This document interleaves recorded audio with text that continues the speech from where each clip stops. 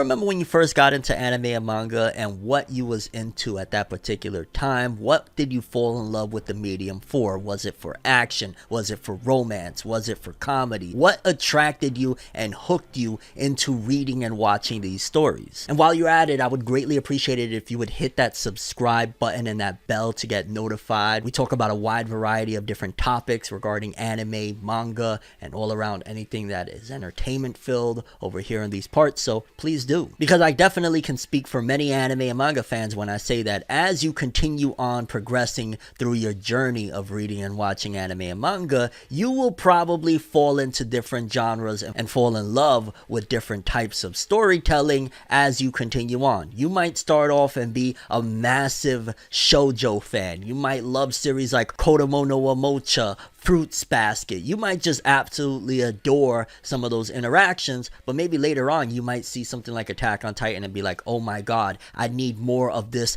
climactic, epic type of storytelling in my life. And then slowly but surely you might not be that much into romance because you found a new bag, so to speak, to fall into that you really adore and enjoy. Even when you go to certain mediums in particular, maybe you really enjoy something like a fairy tale because it has a little bit of everything that you would like, from battle to comedy to romance to just in general a lot of mystery. Like maybe you enjoy that story per se, but little by little from the beginning to the end you might enjoy it for a different reason. You might go to fairy tale at first because man, the art looks sick, Natsu fighting is awesome, and you might leave out of there like, hey, I'm a shipper, I love Groovia baby, I need that gray X Juvia. You might fall into different pockets as you continue on in your anime and manga journey. I know for starters, when I first started getting into anime in particular, first of all, wasn't into manga, didn't want to read it. I was mainly just anime only. In fact, I was anime dub only. I was like, I ain't reading nothing. You got me messed up here. I only wanted to watch anime in dub, no manga, no subtitles, no Japanese. Boom. Fast forward years later, and I probably touched on every part of that regarding subtitles, Japanese medium, Japanese voices, all of that jazz. Because even when I'm watching and reading different series, one of the things that I've noticed about myself is that I've started over time to appreciate different aspects of the series. Like again, with shonen battle series in general, I wanted to see Naruto and Sasuke throw hands. I really wanted to find out about who was under the mask of Obito. And then towards the end of it, I actually really enjoyed and appreciated when they dove into, hey, Naruto finally ended up with Hinata. Hey, he finally got a family. Hey, Naruto achieved his dreams. And I more so wasn't really all that invested or interested in the battle aspects because I was like, okay, I really love battles, but this is really dope too. Even a series like One Piece, something that I've recently come to truly understand and notice about the series is that while One Piece is technically a shonen battle action series, beneath it all, it truly is from the bottom to top a adventure story. If you take a look at One Piece in general, in totality, some of the things that I personally always loved and appreciated, and I think a lot of the fandom mostly speaks on, is they love the adventure aspect. They love the lore, they love the story, they love the world building. Oftentimes, few and far between is the conversation geared towards, hey man, that battle, like sure there's some classic fights in there that people will to this day scream and praise, like Luffy versus Lucci, that is still top tier. Luffy versus Crocodile, last battle, all the battles honestly were pretty freaking awesome. There are some great fights in there, but if you even take a look at recent events within the manga, something that started to occur within the last couple years was people were getting very critical and very much so frustrated with the One Piece manga during the Wano arc of the manga, because in Wano it starts to get very battle heavy and very core to its element being about fights. You got Luffy versus Kaido, you got Luffy and the worst generation of Kid and Law versus Kaido and Big Mom, you got Zoro throwing hands against King, Sanji versus Queen. It was just an all-out war of chaos, and despite all of that, despite some of those fights in my opinion being something really dope. A lot of fans were frustrated and just wanted the arc to end. You could throw in the argument that, yeah, there was probably a bit of arc fatigue. The fact that Wano was going on since 2018 and come 2022, we're just now wrapping it up. But more so, I think underneath all that is the fact that because you cut straight from Wano into the next arc, and every chapter since then, fans have been making it trend on Twitter. Fans have been praising it, saying, Oda's the GOAT, the peak is back. And that's post-battle. That's jumping into the lore of One Piece. That's jumping into some of the aspects that people really appreciate about the story the most. And that's everything honestly outside of the action. When you're jumping into, oh my god, what is the final poneglyph? When you're jumping into, oh my god, the ancient weapons. What is the One Piece to begin with? Will Luffy indeed be Pirate King? I mean, he's gonna be Pirate King. If Luffy ain't Pirate King at the very least by the end of it, maybe there'll be a Fox Pirate King or something. I don't even know what the hell to say about this story, but nevertheless, every chapter fans have been going absolutely crazy, and it has very little to do with fights and more so to do again with all of the other aspects. So maybe when you were a little bit younger, you jumped into One Piece because you just wanted to see these pirates throwing hands. You wanted to see Zoro doing something really cool. You wanted to see Sanji kicking some major tail. Now you're probably screaming, oh my god, they finally found that rock. Oh my god, the character that we've been dying to see for a long time has finally been revealed. And again, that's outside of the realms of what a lot of people come to a lot of these battle series for, the fights. And that's probably also due to people starting to understand and appreciate these stories on different levels. You can come to a story for those basic aspects of, hey, I just want to see dudes punching each other. And sometimes if you stay there long enough and learn long enough, you'll probably leave out of there with a whole different aspect and viewpoint of the story, and hence with One Piece. And I think that also will translate to other avenues, because once you start to understand, hey, I enjoy One Piece for different levels, then you can go back and appreciate other stories. I mean, again, I started off as a little bit of a different case because I started off with a lot of watching romance and kind of drama, slice of life stuff, and then I was like, oh shoot, look at these people fighting over there. That is really cool, and everyone's having a good time. I want to know why everybody's having a good time. That kind of was my journey. But a lot of people, they just started off, Dragon Ball Z is really cool, and then they jumped into Naruto, and then they jumped into One Piece, and so on and so forth. But if you're one of those people that maybe you've been on the battle train and you're starting to understand, hey, there's other aspects to these series that I enjoy other than the fighting, you probably can go on to appreciate other stories. One of the things that I've started to notice again, and it's kind of taking me all the way back to the beginning of my anime and manga journey, is I'm starting to enjoy all of the other aspects outside of fighting, even in battle series. Like you go to One Punch Man, I started to notice when I was reading the manga that I am most excited and having a great time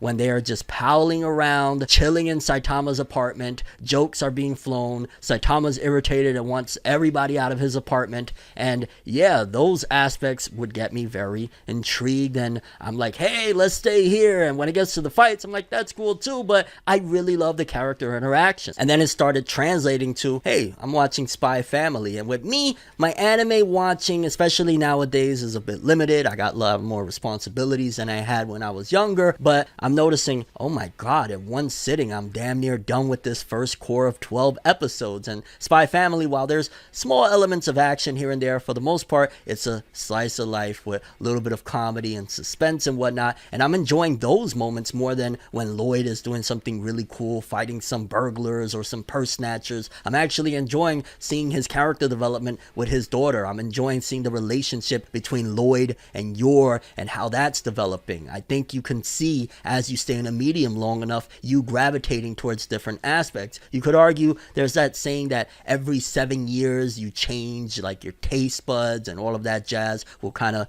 morph into something else. Maybe something you didn't like back in the day, you all of a sudden are massively gung-ho. I mean, I wasn't a big Hot Wing fan, 20 years ago, and now you can't take them shits away from me. But I think the same can be said regarding your enjoyment even within a medium, within a genre at that of, hey, I'm enjoying a series that is meant for one thing for all the other aspects aside from that thing. And I think that's underrepresented and underappreciated in a lot of these talks about anime and manga. Like, you'll go to Attack on Titan, and a lot of people really fell in love with, oh my god, how are they going to survive the Titans? Meanwhile, over time, I'm like, no, one of the things that I fell in love with Attack on Titan to begin with was the suspense and the mystery. What are the Titans? Where did they come from? What's in the basement? What is the whole end goal? And even when you get to the halfway point and you start to understand, oh, there's more to this story than meets the eye, the mystery and suspense drove me absolutely nuts, excited. Like, yes, I need to know more about this. And little by little, I started to notice,